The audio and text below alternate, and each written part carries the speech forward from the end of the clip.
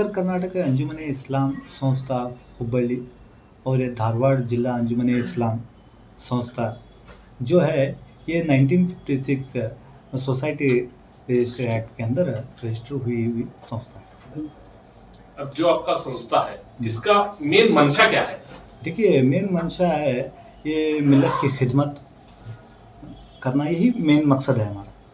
मिल्लत की खिदमत मतलब आप एजुकेशनल खिदमत करना चाहते हो या फिर मेडिकल ग्राउंड्स में खिदमत करना चाहते हो या रिसर्च ग्राउंड में खिदमत करना चाहते हो? देखिए हर दौर में है न, उत्तर कर्नाटक अंजुमन हो या धारवाड़ जिला अंजुमन इस्लाम हो, ये अपनी खिदमत को अंजाम देते हुए आया है। जैसे कि आप देखे होंगे कि रिसेंटली हज भवन का जो ये था, उसमें है न पहली बार हम लोगों ने धारवाड़ जिला अंजुमन इस्लाम की जानिब से हज भवन की मांग की। वो मांग को है न सराहते हुए कर्नाटका गवर्नमेंट ने हज भवन का अनाउंसमेंट किया।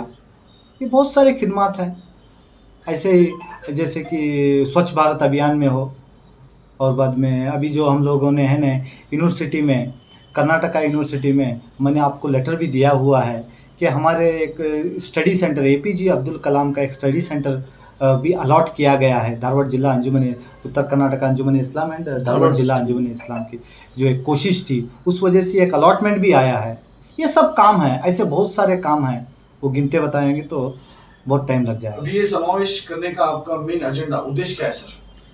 देखिए ये जो समावेश करने का जो एजेंडा है, अभी जिस तरह से सियासी हालात जो सूबे में चले हैं, जिसमें मुसलमानों को निचले दर्जे पे लेके जा रहे हैं, तो हम इससे कैसे उभरें, हम इसमें कैसे आगे आए। तालीमी मियार में हम लोग पीछे छूट रहे हैं, तो तालीमी मियार में हम लोग कैसे आगे आए, और इसी तरह से तिजारती एतबार से हम लोगों को किस तरह से कैसे कैसे दबाया जा रहा है, ये ताजिर लोग आपको बहुत अच्छा बता सकते हैं जो तिजारती मैदान में है। तो इन चीज़ों से हम सब कैसे उभर कर एक कौम व मिल्लत की खिदमत करें, और किस तरह से हमारी मिल्लत को, कौम को सियासी एतबार से, तालीमी मियार के एतबार से और एक तिजारती एतबार से किस तरह से हम आगे बढ़ाएं, ये गौर फिक्र लेकर हम इस समावेश का आगाज़ करने जा रहे हैं। इसके सिलसिले में हम लोग इंशाअल्लाह उत्तर कर्नाटक के सारे सूबे जितने भी डिस्ट्रिक्ट्स है, सब अंजुमन वालों से हम लोग राब्ता कायम करके इंशाअल्लाह ताला उनसे हम लोग मशवरा करके उन मशवरों के तहत हम किस तरह से काम करना, किस तरह से हमको आगे बढ़ना है, ये इंशाअल्लाह बहुत जल्दी होगा।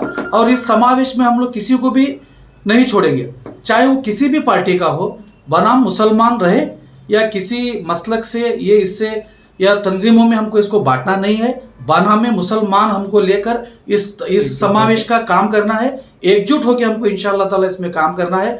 हम हर जितने भी मुसलमान हैं, चाहे वो धारवाड़ अंजुमन हो, हुबली अंजुमन हो, दिगर अतनाफ के जितने भी अंजुमन हैं, हम लोग सबको इसमें दावतनामा पेश करेंगे इंशाअल्लाह ताला, सबको लेके करेंगे। और ये करने का मकसद यही है, सियासी एतबार से और आपके सियासी और तालीमी एतबार से और फाइनेंशियल एतबार से हमारी कौम मिलत मजबूत हो, इसलिए हम लोग इस पर डिस्कस करेंगे इंशाअल्लाह। समावेश करने से सबसे ज़्यादा किसको फ़ायदा है और क्यों? मिल्लत को फ़ायदा है इससे। देखिए एक समावेश, उससे एक हमारी आज क्या हो गई है, मुसलमानों की सोच बिखरी हुई है। ये सोच को एकजुट करना है, ये बहुत ज़रूरी है, नहीं तो आने वाली नस्ल है न, हम लोग बहुत बर्बाद हो जाएगी। इस वजह से एक सोच, एक फिक्र लेके एकजुट होके एक कने बैठ के डिसीजन लेने के लिए समावेश की ज़रूरत है। आपके समावेश करने से इस किसी राजकीय आदमी को या किसी कौम के लीडर को, जो मुसलमान लीडर अभी जो खड़ा होना चाहता है, इलेक्शन के मौका है अभी, तो उसको कुछ फ़ायदा होगा मे बी? देखिए इंशाअल्लाह ताला हमारा मंशा है, इस समावेश का नाम मुस्लिम समावेश है। और हम लोग शैक्षणिक और राजकीय का भी इसमें हम लोगों ने मुद्दा रखा है।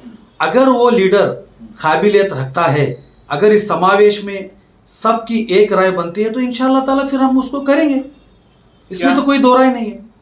अभी उत्तर कर्नाटक जो अंजुमन इस्लाम आपने संस्था जो अपने शुरुआत की है, जो आप काम करते आ रहे हो, आगे इसमें मेडिकल कॉलेजेस या इंजीनियरिंग कॉलेजेस करने की कुछ आपकी मंशा है? बेशक ज़रूर, हम लोग इंशाअल्लाह ताला आने वाले दिनों में ये सब करने की ख्वाहिशमंद हैं, और इंशाअल्लाह इसके लिए हम लोग है न भरपूर कोशिश भी कर रहे हैं।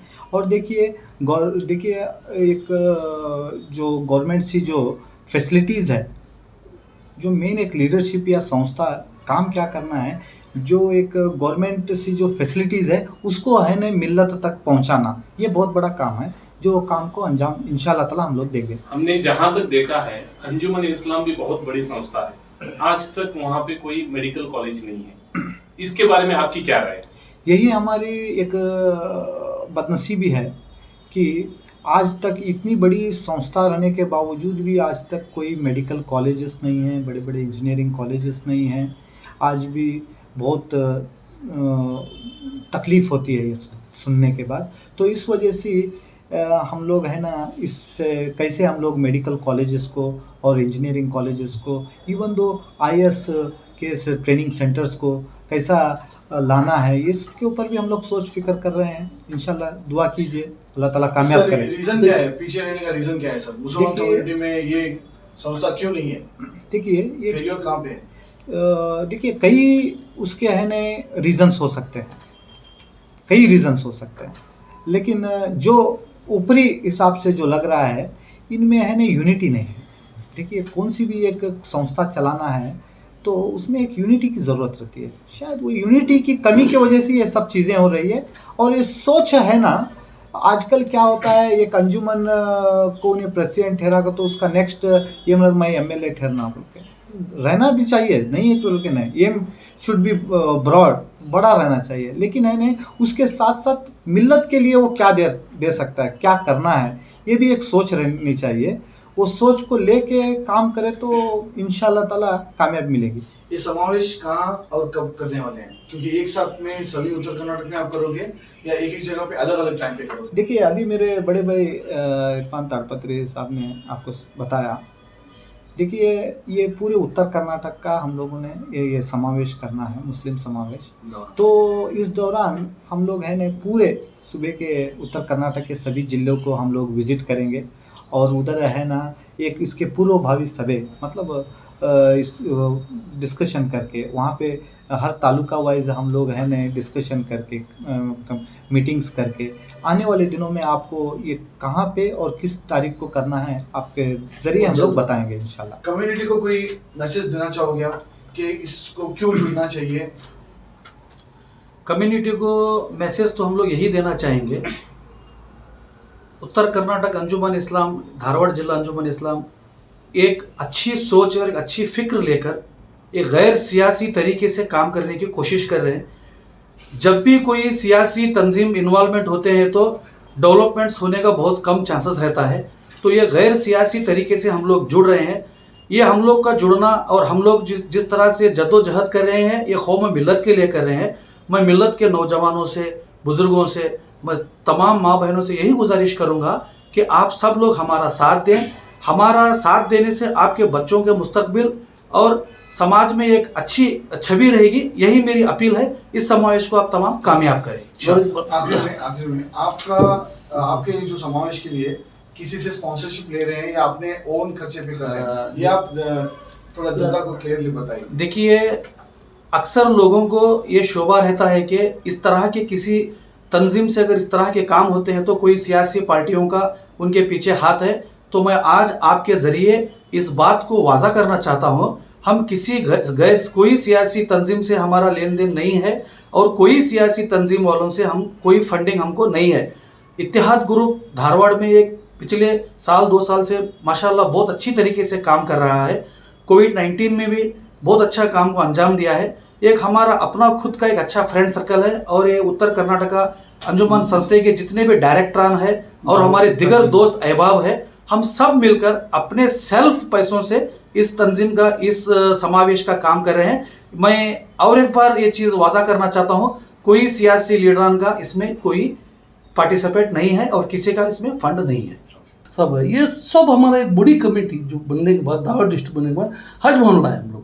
तुम्हारे सामने हमारा वर्क जो है ये चलता। हमारा मकसद सिर्फ मकसद क्या है, सबको लेकर एक मिल्लत का काम करना। 1,30,00,000 है हम लोग, एटलीस्ट हमारे उन्हों तो 60-70 MLAs हैं, हमारे एटलीस्ट 20-30-35 तो MLA हमारे होना चाहिए। इसके वास्ते हमारा जुर्म क्या है, पहले सबको एक करें। एक हो गया तो ऑटोमेटिकली जो है हम सब किसी को बोलने की ज़रूरत नहीं, सीएम भी हो सकता है हमारा, हम हर चीज़ हो सकते हैं हमें एकजुट होना चाहिए। एजुकेशन से भी बिल्डअप हो सकते हैं हमें, हर चीज़। अब कुछ भी नहीं हमें एजुकेशन का पूरा फॉर्म करने मिले, तो अगर हमारे हाथ में पावर आ गया तो हम लोग कैसा हो सकते हैं। इसलिए हम लोग जो है ना